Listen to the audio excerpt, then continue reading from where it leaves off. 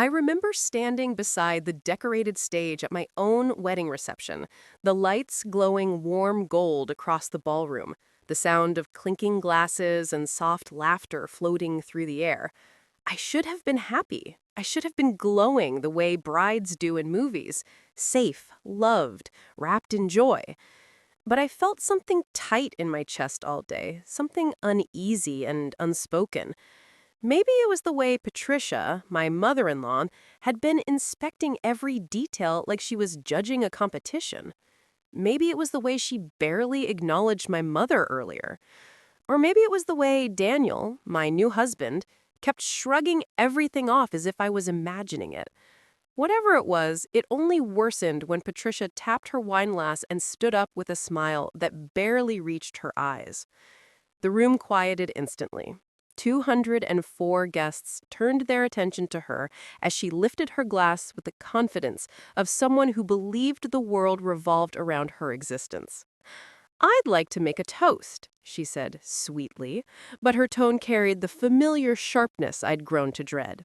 "To my son, Daniel, who has always had such exquisite taste." Her eyes swept lovingly over him, and for a fleeting second I relaxed, thinking maybe she would behave, at least for one night. But then she paused, looked at me, and smirked before adding, "Well, mostly." A few guests gave forced chuckles, unsure of whether this was meant to be a joke. I felt heat rise to my face even before she turned her gaze toward my mother, who sat at a table pushed so far into the corner it might as well have been in a different building. Patricia continued speaking in the same syrupy voice she used whenever she was about to deliver the cruelest blow. "Some people marry up," she said. "Others," another pause, "well, they marry what they can afford." The silence that followed felt like a physical blow. I heard someone inhale sharply, someone else muttered under their breath. I stared at Patricia, stunned, unable to process that she had just said that in public, at my wedding, in front of everyone. But what hurt most wasn't her insult toward me, it was the way she stared directly at my mother as she said it. My mother. My Linda. A 55-year-old retired seamstress with hands roughed from decades of stitching, fabric cutting, hemming clothes for women who would never know her name. She raised me by herself after my father passed when I was 10, working late nights and early mornings, taking small tailoring jobs just to keep the lights on and food on the table. She didn't have pedigree or assets or a fancy last name, but she had a soul that shone brighter than any diamond Patricia owned. And still, here she was, shrinking into her chair, cheeks flushed in humiliation, blinking hard to keep the tears from falling. I felt something inside me break, a deep cracking, like ice splitting under weight. I pushed back my chair to stand up, but Daniel grabbed my hand tightly under the table. "Grace, don't make a scene, please." I whipped my head toward him. He looked nervous, not concerned for me, and not concerned for my mother, just worried about appearances, about how this would reflect on him, on their family, on their perfect image. I slowly sank back into my seat, but the anger didn't settle, it grew, bubbling hotter and higher. Patricia went on with her speech, praising Daniel, praising the family lineage, praising the elegant event she had planned, all while pretending nothing inappropriate had happened. When she finally sat down, the applause that followed was weak, scattered, uncomfortable. I looked toward my mother again, and the sight of her, proud, gentle, kind, reduced to a silent figure in the corner, hurt in a way no words could describe.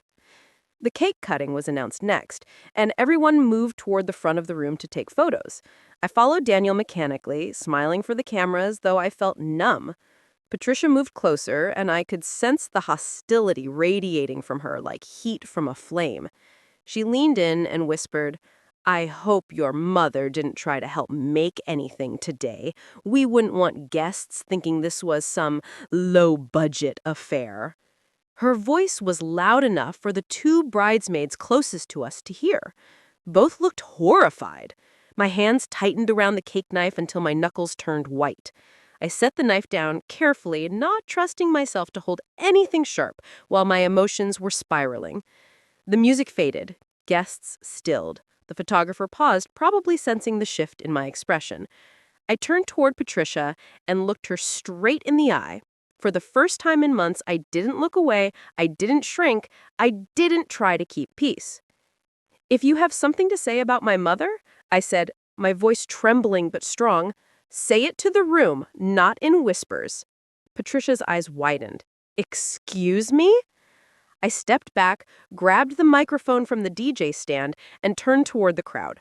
My pulse was wild in my ears, but I knew without hesitation that this needed to be said. "Before we cut the cake," I began, voice echoing through the speakers, "there is something I need to address."